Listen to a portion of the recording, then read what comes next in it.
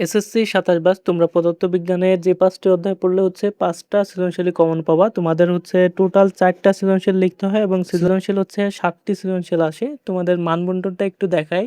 তো দেখো এখানে তোমাদের মানবন্টন হচ্ছে পদার্থবিজ্ঞানে ১০০ নম্বরের পরীক্ষা হয়ে থাকে এবং ২৫ টা হচ্ছে এমসিকিউ আসে। এখানে ৪০ নম্বর হচ্ছে সৃজনশীল থাকে, সংক্ষিপ্ত প্রশ্ন থাকে ১০ নম্বরের এবং বহু নির্বাচনী প্রশ্ন থাকে ২৫ নম্বরের। সৃজনশীল প্রশ্ন থাকে ৭ টা এবং তোমাদের হচ্ছে ৪ টি প্রশ্নের উত্তর দিতে হবে। আর সংক্ষিপ্ত প্রশ্ন ৭ টি থাকবে, ৫ টি উত্তর দিতে হবে। বহু নির্বাচনী থাকবে ২৫ টি আর ব্যবহারিক থাকে হচ্ছে ২৫ নম্বর। টোটাল হচ্ছে ১০০ নম্বরের পরীক্ষাটা অনুষ্ঠিত হয়। তো তোমরা হচ্ছে অনেকে কমেন্ট করছো, আমরা হচ্ছে সাধারণ গণিতের যে বোর্ড অ্যানালাইসিস ভিডিও দিয়েছিলাম, ফিজিক্স, কেমিস্ট্রি, বায়োলজি এবং হচ্ছে সাদিয়া আখি কমেন্ট করেছে ফিজিক্স ভিডিও চাই, হায়ার ম্যাথ ভিডিও চাই। এছাড়াও অনেকে কমেন্ট করেছো যাদের হচ্ছে কমেন্টগুলো আমরা এখানে নিতে পারিনি। তো তোমরা এই ভিডিওতে কমেন্ট করে জানাতে পারো তোমাদের কোন টপিকের উপর ভিডিও লাগবে। তাহলে আমরা সেই টপিকের উপর পরবর্তীতে ভিডিও আনবো এবং তোমরা আমাদের এই ভিডিওতে হচ্ছে পদার্থবিজ্ঞানের যে বোর্ড প্রশ্ন রয়েছে বিগত হচ্ছে ১০ বছরের ২০১৬ থেকে ২০২৫ পর্যন্ত যে প্রশ্নগুলো আসছে সেগুলোর অধ্যায়ভিত্তিক বোর্ড প্রশ্নের যে গ্রাফটা রয়েছে সেটা তোমরা এখানে দেখতে পাচ্ছ। তো এখানে প্রথম অধ্যায় থেকে তোমাদের হচ্ছে টোটাল প্রশ্ন এসেছিল ৩১ টা এ পর্যন্ত এবং ৬৯ টা প্রশ্ন এসেছে দ্বিতীয় অধ্যায় থেকে। তৃতীয় অধ্যায় থেকে তোমাদের হচ্ছে ৪১ টা প্রশ্ন আসছে।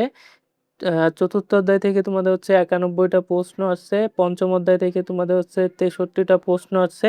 ষষ্ঠ অধ্যায় থেকে তোমাদের হচ্ছে ৩৮ টা, সপ্তম অধ্যায় থেকে ৫৬ টা এবং অষ্টম অধ্যায় থেকে তোমাদের হচ্ছে ৫০ টা।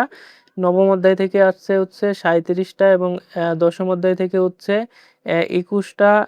একাদশ অধ্যায় অর্থাৎ ১১ অধ্যায় থেকে তোমাদের ৭৮ টা প্রশ্ন আসছে। ১২ অধ্যায় থেকে ৩০ টা এবং ১৩ অধ্যায় থেকে হচ্ছে মাত্র ২ টা। টোটাল হচ্ছে তোমাদের ১৩ টা অধ্যায় আছে ফিজিক্সে এবং এই ১৩ টা অধ্যায় থেকে তোমরা দেখতে পাচ্ছ এখানে সবথেকে বেশি প্রশ্ন আসছে চতুর্থ অধ্যায় থেকে, দ্বিতীয় অধ্যায় থেকে এবং হচ্ছে ১১ অধ্যায়। আরেকটা রয়েছে হচ্ছে পঞ্চম অধ্যায়। এই কয়েকটা অধ্যায় হচ্ছে তোমাদের সবথেকে বেশি প্রশ্ন আসছে। আরও একটা অধ্যায় রয়েছে যেটা হচ্ছে অষ্টম অধ্যায়। এই ৫ টা অধ্যায় হচ্ছে তোমাদের জন্য সবথেকে বেশি গুরুত্বপূর্ণ এবং দ্বিতীয়, চতুর্থ, ১১, পঞ্চম এই ৪ টা থেকে তোমাদের সৃজনশীল আসার সম্ভাবনা সবথেকে বেশি। বিগত বছরগুলোতে এখান থেকে সৃজনশীলের সংখ্যা তোমরা দেখতে পাচ্ছ অনেক বেশি আসছে। আমরা এই যে গ্রাফটা রয়েছে এই গ্রাফটা অ্যানালাইসিস করে এখানে তোমাদের বেশি গুরুত্বপূর্ণ যে অধ্যায় ৫ টি রয়েছে, যে অধ্যায়গুলো তোমরা অবশ্যই পড়বে সেটা হচ্ছে দ্বিতীয়, চতুর্থ, পঞ্চম, সপ্তম এবং ১১। এই ৫ টা অধ্যায় তোমরা যদি পড়ে যেতে পারো এখান থেকে তোমরা ৪ টা সৃজনশীল লিখতে পারবা ইজিলি এবং তোমাদের হচ্ছে কম গুরুত্বপূর্ণ যেগুলো রয়েছে ১, ৩, ৬, ৯, ১২ এবং যেগুলো হচ্ছে তোমরা স্কিপ করতে পারো, বাদ দিতে পারো টোটালে সেটা হচ্ছে ১০ এবং ১৩ অধ্যায়। ১৩ অধ্যায় থেকে তোমাদের কোনো প্রশ্নই আসে না, মাত্র ২ টা প্রশ্ন আসছে এ পর্যন্ত এবং ১০ অধ্যায় থেকে তেমন একটা প্রশ্ন আমরা এখানে দেখতে পারছি না। এরপর তোমাদের হচ্ছে যে ম্যাথটা ছিল সাধারণ গণিতে আমরা শুধু সৃজনশীল প্রশ্ন দেখেছিলাম। আজকের হচ্ছে তোমাদের এমসিকিউ দেখাবো। এমসিকিউ যে গ্রাফটা রয়েছে বোর্ড প্রশ্ন বিগত ১০ বছরের এসএসসি যে ২০১৬ থেকে ২০২৫ পর্যন্ত যে পরীক্ষাগুলো হয়েছে এখানে এমসিকিউ সবথেকে বেশি যে অধ্যায়গুলো থেকে আসছে সেটা হচ্ছে চতুর্থ অধ্যায়, দ্বিতীয় অধ্যায়, তারপর হচ্ছে অষ্টম অধ্যায়, ১১ অধ্যায়। এই কয়টা থেকে হচ্ছে সবথেকে বেশি এমসিকিউ প্রশ্ন আসছে। এছাড়াও প্রথম অধ্যায়, তারপর হচ্ছে পঞ্চম অধ্যায়, এটাও তোমরা দেখতে পারো, সাথে সপ্তম অধ্যায়। এই কয়েকটা হচ্ছে তোমাদের এমসিকিউর জন্য বেশি গুরুত্বপূর্ণ। এমসিকিউর জন্য মূলত হচ্ছে সব অধ্যায়গুলো পড়তে হবে কারণ সব অধ্যায় থেকে কম বেশি প্রশ্ন আছে। তবে এটা দেখানোর মূল কারণ হচ্ছে তোমরা কোন অধ্যায়টা একটু বেশি পড়বে এমসিকিউর জন্য।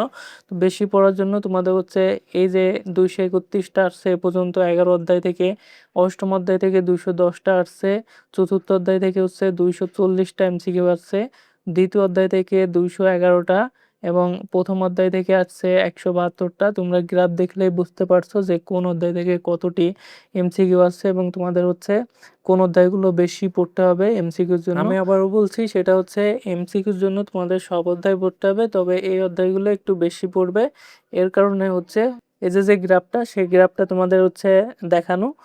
তো আশা করছি তোমাদের এই যে ভিডিওটা, সেই ভিডিওটা উপকারে আসছে। তোমরা যারা কমেন্ট করেছিলে তাদেরকে অসংখ্য ধন্যবাদ। আমি সবার কমেন্ট পড়ি এবং সবার কমেন্টের রিপ্লাই দেওয়ার চেষ্টা করি। তোমরা এই ভিডিওতে বেশি কমেন্ট করো এবং তোমরা কোন টপিকের উপর ভিডিও চাও সেটা কমেন্ট করে জানিয়ে দাও। আমরা পরবর্তীতে সেই টপিকের উপর ভিডিও আনবো। তো শিক্ষার্থীরা, এই ছিল আমাদের আজকের ভিডিও। ভিডিওটি ভালো লাগলে অবশ্যই একটা লাইক দিবে এবং বন্ধুদের মাঝে শেয়ার করবে। চ্যানেলটি সাবস্ক্রাইব করে রাখবে।